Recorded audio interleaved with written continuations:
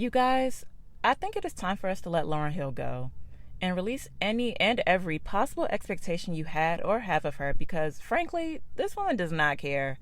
While I understand Lauryn has released, in my opinion, one of the best albums in the history of music, which sadly is her only album, I believe just because she gave the world a flawless record that has endured the past 25 years does not give her the right to continuously waste her fans' time when they pay money to see her.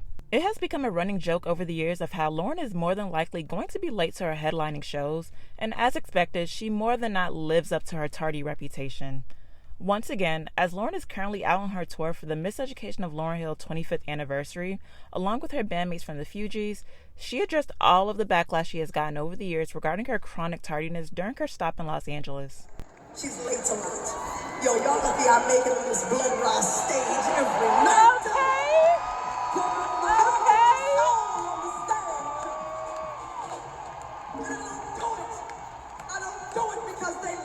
Do it, I do it because I stand here in the name of God, and I do it. Okay. God is the one who allows me to do it, who surrounded me with family and community when there was no support, when the album sold so many records, and no one showed up and said, hey, would you like to make another one?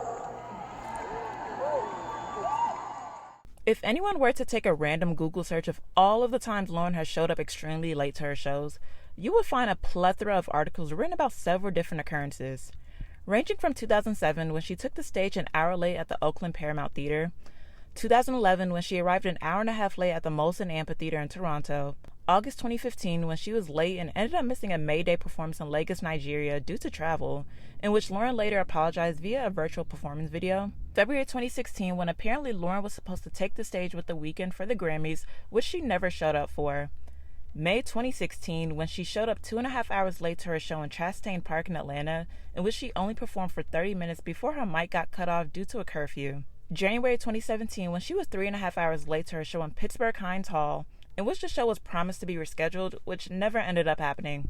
November 2018 when she was on her 20th anniversary tour of her album and showed up 2 hours late to her shows in Brussels and Paris. I'm sure there are a few other concerts in between and afterwards that she was late to that I did not mention, but I'm sure you see the pattern. For most of these late or missed shows, Lauryn has issued an apology, but the most significant rationale from Lauryn came in 2016 after the Atlanta show when she responded to the backlash in a lengthy Facebook statement that said, quote, "I don't show up late to shows because I don't care, and I have nothing but love and respect for my fans.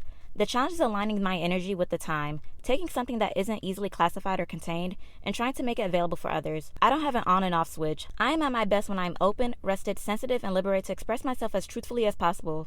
For every performance that I've arrived late, there have been countless others where I've performed in excess of 2 hours beyond what I am contracted to do, pouring everything out on the stage. Because I care so deeply about the artistic process, I scrutinize, have perfectionist tendencies, and want space made for spontaneity, which is not an easy process.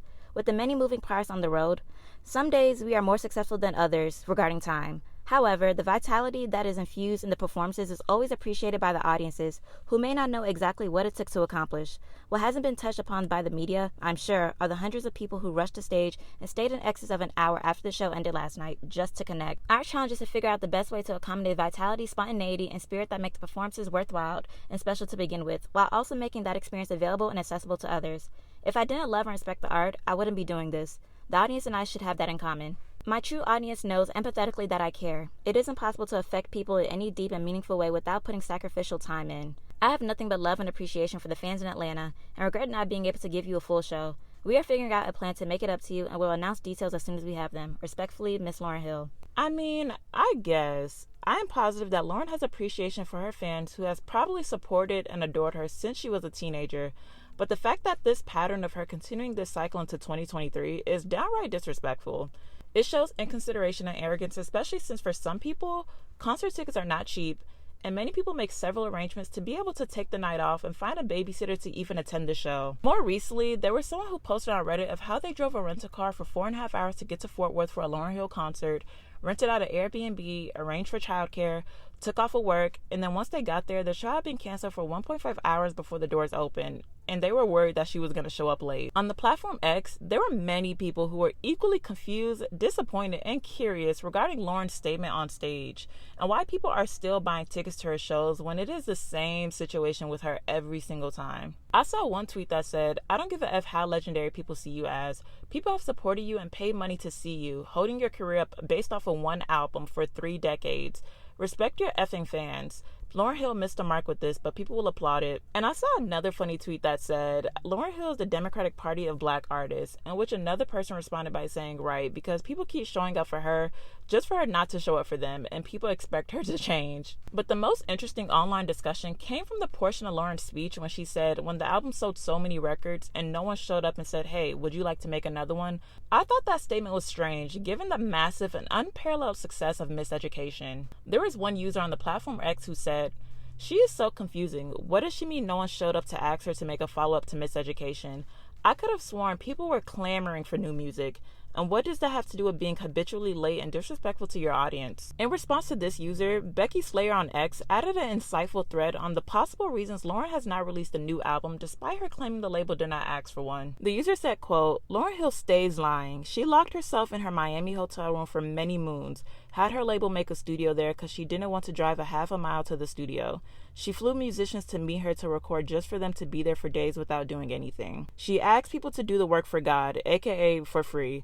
She got caught up with a spiritual grifter guru who manipulated and swindled her.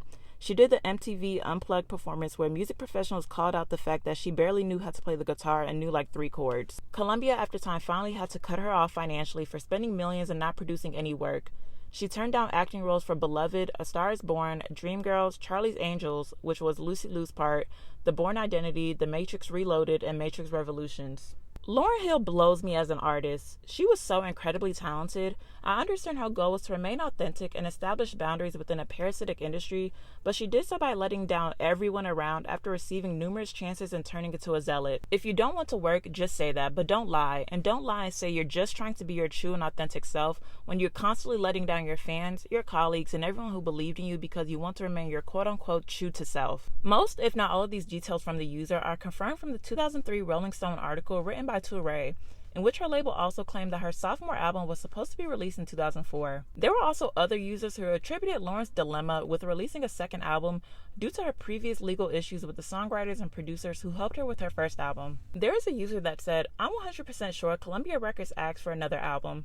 It was most likely the sophomore jinx Lauryn Hill was worried about, especially since she would have had to work with a new creative team of writers and producers after her old creative team who worked on Miseducation sued her for stealing writing and production credits, and as a result did not want to work with her going forward." And there is another person that said, "New Arc wrote and produced 13 of the 16 tracks on the Miseducation of Lauryn Hill. They had to sue to get their money and royalties, which Lauryn settled out of court for. It's the reason why there has never been a follow-up to her album. She can't write or produce." Around Grammy nomination season, December of 1998, Lauryn and her label Columbia was sued by musicians known as New Arc, which include members Veda Nobles, Rasheem Kilo Pugh, and twin brothers Jahari and Tijamol Newton, claiming that they wrote 13 of the songs on the Miseducation album and were seeking credit for their contributions for being primary songwriters on 2 songs and major contributors on 6 others, which at the time the album sold over 2 million copies. There is a tweet that was posted that included a piece from the LA Times article in 1998 that said, quote, "She is not a musician. She is not a producer. New Arc will make another album and everyone will see that they were the ones responsible for this album. I dare say if you put Lauryn Hill in a studio alone, she couldn't do it again. Album number 2 for her is not going to sound like this," unquote. Eventually, Lauryn settled out of court with the 4 musicians for a reported amount of $5 million. Despite all that has transpired over the years and Lauryn's perpetual lateness, I still think she is brilliant and a talented musician who will forever be legendary from her work as a Fugees member and a solo artist. Whatever she has endured professionally and personally undoubtedly affected her accountability issues and her reluctance to follow up to a timeless album. Like this one tweet said, "I would love to sit Lauryn Hill down and have a chat because a portion of her version of reality is so interesting to me and I can't figure out just how she got to it. I think Lauryn had the potential to be one of the greatest entertainers of all time and even potentially earn an EGOT because she is just that talented. But given her behavior and treatment towards her fans by barely being able to be on time to a show that she put on and that people paid money to come see, tells me that we as a collective have to let go of who we thought Lauryn was when we first were introduced to her and accept who she is now." As another user stated, "I think we collectively need to just let Miss Lauryn Hill go. That lady has been failed and harmed many times, and she has intentionally failed and harmed many people as well. We can only really wish her healing rather than being voyeuristic spectators at this point. Thank you all for watching. If you enjoyed this video, please be sure to like, comment, and subscribe. And don't forget to turn on that notification bell, and I'll see you next time.